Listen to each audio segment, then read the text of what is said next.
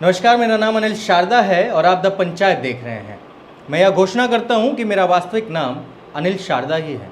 आपको ये थोड़ा अजीब लगेगा कि मैं अपने नाम पर क्यों जोर दे रहा हूं, क्योंकि ये नया इंडिया है और यहाँ आपका नाम कोई मामूली औपचारिकता नहीं है। अभी आपकी नियति तय कर सकता है। आप अब्दुल होकर श्रीनाथ के नाम से ठेला नहीं लगा सकते, और अगर आपका नाम तस्लीम है तो चूड़ी बेचना आपका पेशा नहीं बल्कि आपका जिहाद माना जाएगा।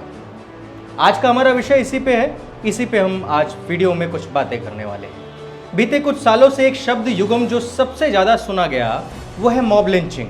हमें नहीं लगता है कि नए भारत में जो भी व्यक्ति टीवी देखता है, अखबार पढ़ता है या सोशल मीडिया पर सक्रिय है, वो इस शब्द के अर्थ से अनभिज्ञ होगा। लेकिन किसी शब्द को सुने जाने और उसे भोगे जाने में निर्लज ठहाकों और बेबस आंसुओं जितना ही अंतर है। ये अंतर आवारा और अनियंत्रित शब्दों के शोर तथा सहमी हुई सिसकियों जितना ही है। इस अंतर को समझना ही इस देश की आत्मा को समझना है। इस पर आज पूर्वाग्रहों का पर्दा डाला जा रहा है। इस फर्क को धुंधला करने के लिए रात दिन मीडिया द्वारा एक अभियान चलाया जा रहा है। इस फर्क को पाटने के लिए इतिहास को एक कूड़े में बदला जा रहा है। इसके लिए कॉरपोरेट मीडिया, राष्ट्रवाद जैसे हथियारों से लैस एक पूरी मशीनरी दिन रात काम पर लगी हुई है। सुबह की राम राम से पहले ही व्हाट्सएप का एक फॉरवर्डेड मैसेज आपके जहन के चौबारे पर आकर जम जा रहा है और हमारी सोच की दिशा तय कर रहा है। रात सोने से पहले टीवी का प्रायोजित शोर हमारे अवचेतन तक को दूषित कर रहा है। एक एक व्यक्ति की प्रोग्रामिंग इस तरह से की जा रही है कि समय आने पर उसे एक भीड़ में तब्दील करके उसे मनचाहा काम दिया जा सके। उनमें पीड़ितों के प्रति सहानुभूति न आए बल्कि आक्रोश आए, ऐसे प्रोग्रामिंग किया जा रहा है। अगर किसी को सिर्फ पीट के छोड़ दिया गया है तो ये भीड़ इस बात पर अफसोस करे कि उसे मार क्यों नहीं दिया गया। अगर मार दिया तो ये भीड़ उस पर आक्रोशित होती है कि जो उस लाश पर रो रहे हैं। धीरे धीरे करके क्रूरता का लेवल बढ़ाया जा रहा है। बीते दिनों इंदौर में एक चूड़ी वाले के साथ हुई मारपीट की घटना इसी बढ़ते हुए लेवल का एक नमूना है। अब उस प्रायोजित भीड़ को गौमांस या गौ हत्या का बहाना नहीं चाहिए।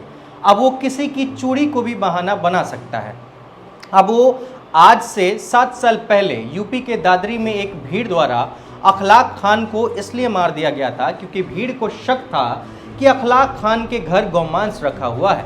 उसके बाद कोई भी साल ऐसा नहीं रहा जब इसी तरह के शक का बहाना बनाकर अकेले और निहत्थे लोगों को मारा नहीं गया। अखलाक खान पहलू खान से शुरू हुआ ये खूनी सिलसिला गुजरात के दलित लड़कों और केरल के उस असहाय दलित व्यक्ति तक गया जिसे चोरी के शक में मार दिया गया। इसी खूनी सिलसिले की एक और दर्दनाक कड़ी थी पालघर में 2 साधुओं की भीड़ द्वारा निर्मम हत्या। आखिर एक समाज, एक देश या किसी भी इकाई के तौर पर हम क्यों असफल हो रहे हैं इसे रोकने में? क्या इस खतरनाक वायरस का कोई भी एंटीवायरस नहीं है? क्या वे लोग जो सारा खेल समझ रहे हैं उन्होंने अपने सर्वाइवल के लिए खुद को इस खेल का हिस्सा बना लिया है? मेरा इशारा सरकारी महकमों में बैठे उन अधिकारियों पर है और उनसे है जो देश, दुनिया, दर्शन, इतिहास, भूगोल पर दर्जनों किताबें पढ़कर उस ओहदे तक तो पहुंच चुके हैं जिन्होंने उस कुर्सी पर बैठने से पहले एक आदर्शवादी शपथ लिया था जो आज वो भूल चुके हैं। जो अपने गाँव, मोहल्ले और अपने रिश्तेदारों के बीच तन के रहते हैं कि हम IAS है, IPS है। क्या उनकी सारी प्रज्ञा टेबल के उस पार जाकर दम तोड़ देती है? उनका दर्शन क्यों उन्हें नहीं झकझोरता? क्या वो सब बातें सिर्फ एक परीक्षा में कुछ अंक लाने के लिए है?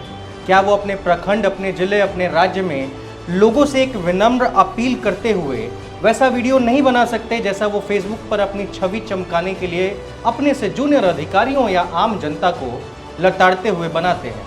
क्या वे अपने कर्तव्यों को संविधान के अनुच्छेदों तक ही जानते हैं? क्या वो भीड़ में शामिल या भीड़ के पीछे खड़े चेहरों को नहीं पहचान पा रहे हैं? अगर सच में वो इतने असहाय हैं तो उन्हें ये बताना चाहिए कि ऐसे गुप्त आदर्शों की वो कौन सी किताब है जो सिविल सेवा के सिलेबस में न होते हुए भी सबसे ज़्यादा प्रासंगिक है। ये सच है कि इस मॉब ने किसी को नहीं छोड़ा, चाहे वो हिंदू हो या मुसलमान। भीड़ एक अस्थायी बहुसंख्यक होता है, इसकी कोई स्थायी संरचना नहीं होती। एक जगह का अल्पसंख्यक दूसरे किसी भीड़ में बहुसंख्यक हो सकता है। इसलिए जो लोग अपने घरों में सुरक्षित, बेफिक्र अपने परिवारों के साथ मॉब लिंचिंग शब्द सिर्फ सुन रहे हैं, उन्हें इस बात से डरना चाहिए कि वो कभी इसे भोग भी सकते हैं।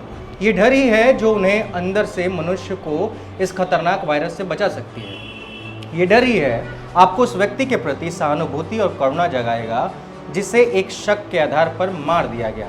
ये डर ही आपको उस भीड़ की संस्कृति के खिलाफ आक्रोशित कर सकता है। ये डर ही आपकी मदद करेगा उन्हें पहचानने में जिन्हें इस मॉब कल्चर का सबसे ज़्यादा राजनीतिक फायदा मिल रहा है। लाश की पहचान कुछ भी हो, भीड़ का नारा कुछ भी हो, लेकिन इसका फायदा उठाने वाले वही कुछ लोग हैं। कड़वा है मगर सच है कि अस्तित्व का सवाल हमारे आदर्शों पर आज के दौर में सबसे ज़्यादा भारी है, किसी भी दूसरे दौर की तुलना में। अंत में यही कहना चाहूँगा कि शुक्र है कि रस खान नए इंडिया में नहीं हुए, वरना उनकी कृष्ण भक्ति की कविताओं को साहित्यिक जिहाद कहा जाता। और फिर आज कोई मीर तकी मीर शायद ही कह पाता कि मीर के दीनों मजहब को अब पूछते क्या हो, उनने तो कशका खींचा दौर में बैठा, कब का तर्क इस्लाम किया। इस वीडियो में सिर्फ इतना ही। मेरा नाम अनिल शारदा है, आप द पंचायत देख रहे थे। वीडियो के पीछे और कैमरे के पीछे जो है वो आदित्य यादव हैं।